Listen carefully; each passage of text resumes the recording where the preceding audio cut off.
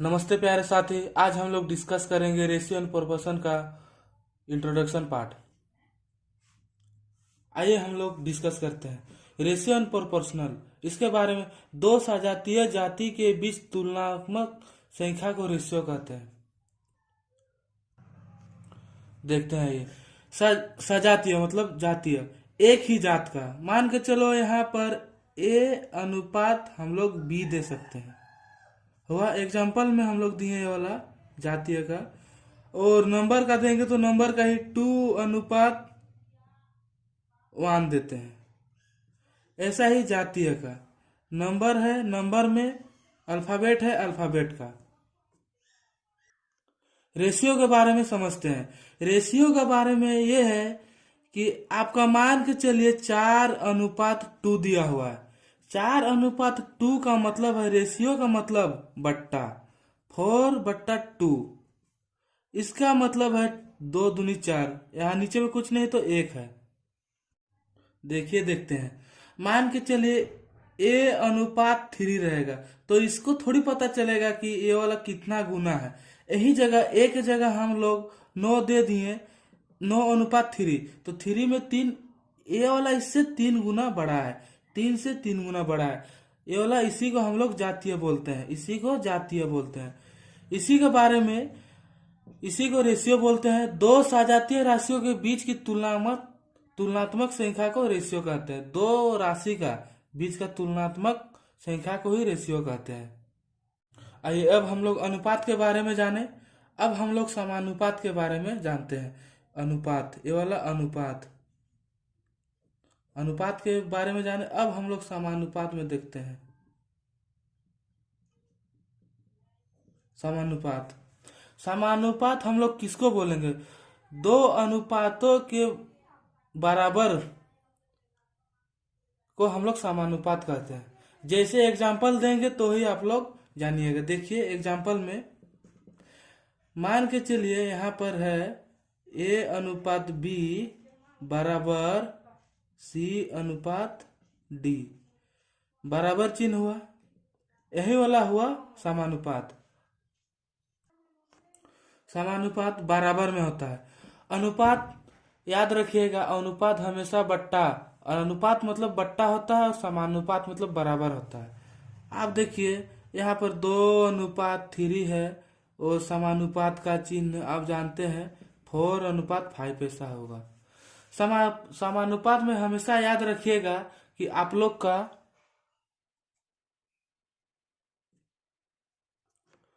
हमेशा outer to outer गुना होता है। इस ये वाला ऐसे ऐसे गुना होगा, बी सी से गुना होगा, ऐसे होता है। देख लीजिए ऐसे होता है, ये वाला ऐसे होता है। अब बोलिए सर ये वाला भी बताइए कि कैसे होगा। आप देख लीजिए 1:B को आप क्या लिख सकते हैं? A/B लिख सकते हैं। C/D को आप क्या लिख सकते हैं? C/D लिख सकते हैं। आप जानते हैं कि गुना आउटर में होता है। देख लीजिए हो गया। अब ये वाला क्या आएगा? A/D बराबर होगा B/C, B/C। अब बराबर की जगह आप समानुपात का भी चिन्ह दे सकते हैं। इसे हम बराबर का चिन्ह दिए, ऐसे होता है। अब आप अगला एक क्वेश्चन देखते हैं, एक क्वेश्चन करते हैं तो आपको थोड़ा समझ में आएगा। मान के चलिए आपका दिया हुआ यहाँ पर 2:3 समानुपात 2:X, तो आपको ये वाला निकालने बोलेगा। तो आप कैसे निकालिएगा? देखिए आउटर टू आउटर गुना और इनर टू इनर गुना, ऐसे कीजिए। हम करते हैं, यहाँ पर 2x होगा बराबर 2x इधर होगा 3x2। अब हम लोग काट देते हैं, 2 से 2 कटा तो x बराबर 3, यही वाला हुआ। यहाँ x की जगह 3 होगा। अब फिर एक क्वेश्चन देखते हैं। 2:4 समानुपात 6 यहाँ पर क्या होगा। अब आप देखिएगा, आप तो बोलेगा यहाँ 2 है, उसके बाद 4 है, 6 है, यहाँ पर आप बोलेगा 8 होगा। लेकिन ये सोचिए कि यहाँ पर 8 नहीं होगा। रीजनिंग में आप जैसे नंबर सीरीज में आप पढ़े थे 2, 4, 6 एक ई से चलता है लाइन से, तो यहाँ पर वैसा नहीं होगा। आप देखिए यहाँ पर आउटर टू आउटर गुना, इनर टू इनर गुना, यहाँ पर हम लोग एक्स मानते हैं तो क्या होगा 2 गुना एक्स बराबर बराबर 2 या समानुपात का चिन्ह दो, दोनों एक ही है, हम लोग दिए बराबर का चिन्ह। अब देखते हैं 4 गुना 6। अब आप इसमें किससे काट सकते हैं, 2 से काट सकते हैं, 2 तिया 6, 4 तिया 12, तो x का मान हो जाएगा 12। यही वाला आंसर रहेगा इसका। अब अगला देखते हैं, अब आगे देखते हैं हम लोग एक क्वेश्चन लेते हैं। मान के चलिए आपका दिया हुआ 4:6 एवं ये वाला मान के चलिए 4:6 है, ठीक है। ये वाला A/B बराबर ये वाला है। अब हम लोग अगला देखते हैं B/C बराबर 8:10 है, तो A/B/C बराबर क्या होगा। अब हम लोग देखते हैं इसका, यहाँ निकालने बोला है A/B/C। आप दीजिए यहाँ सिंपल A/B/C दीजिए। आपका B कितना दिया है 4:6। B कॉमन है, जो कॉमन रहेगा इसीलिए इसको बीच में रखे हैं। यदि मेरा A कॉमन रहता तो A को हम बीच में रखते, अभी B कॉमन है इसीलिए B को हम बीच में रखें। B/C कितना है 8:10। आप नीचे में लिखिएगा 8:10 लिख दीजिए। आप सिंपल, अब आपको कुछ नहीं करना है, इससे इधर क्या कुछ नहीं है तो इसको सिर्फ उतार दीजिए, इससे इधर कुछ नहीं है आप इसको उतार दीजिए 8 को। अब देखिए आपका क्या होता है 60, 6 10 60, 8 6 48, 8 चौके 32, इतना होगा। अब हम लोग काटते हैं इसको, कितना से कटाएगा 4 से काटते हैं, 4 8 32, 4 के 4, 4 दूनी 8, 4 4, 4 5 20, ये होगा आपका अनुपात। अब A/B/C आ गया, A/B/C आपका आ गया। अब 8:12:15 इतना आ गया। आपको यदि यहाँ पर बोलता कि A/C ही सिर्फ निकालिए तो A/C 8:15 होता, 8:15 होता। देखिए अब हम लोग अगला क्वेश्चन देखते हैं। अगला क्वेश्चन में ये देखेंगे, यदि A/B बराबर 3:4, B/C बराबर 5:7 तथा C/D बराबर 8:9 हो, तो A/B/C/D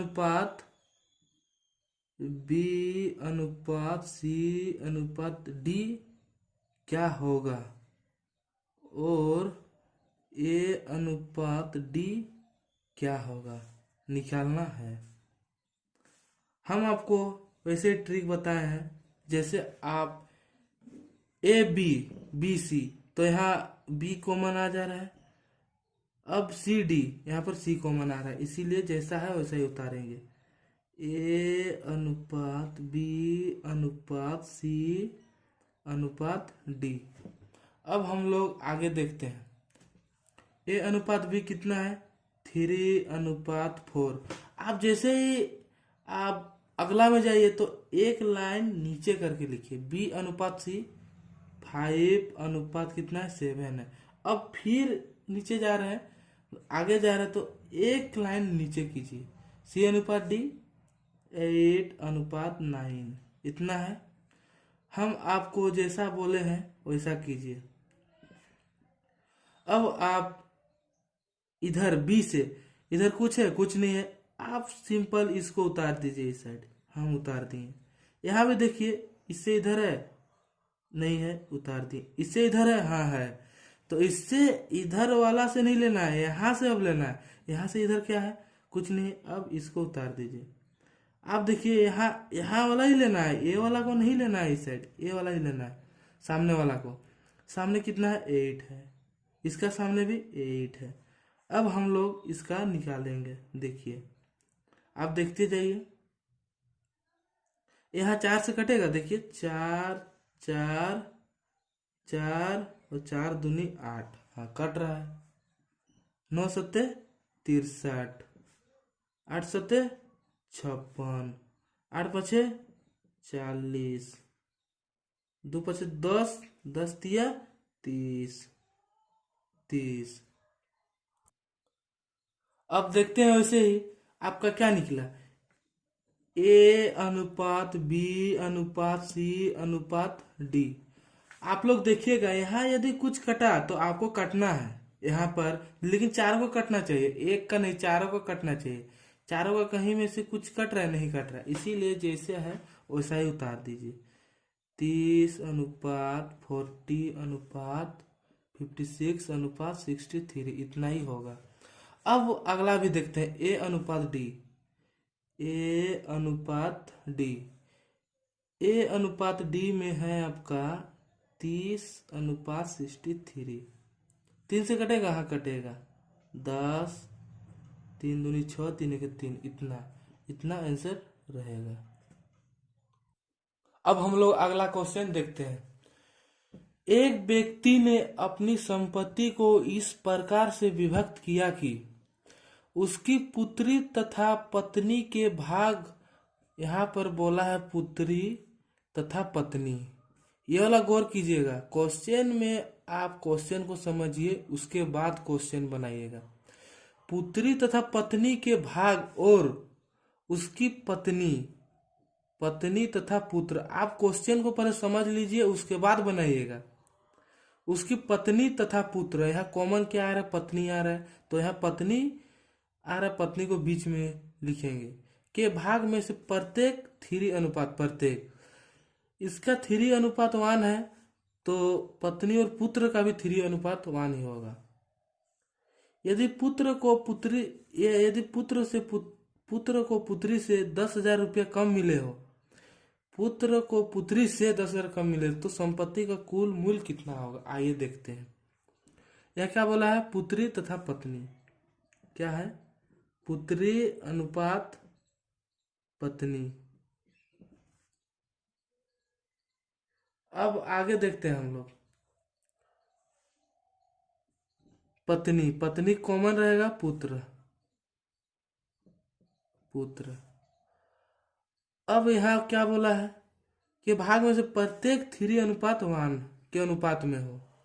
3:1 के अनुपात में हो प्रत्येक, दोनों वही रहेगा।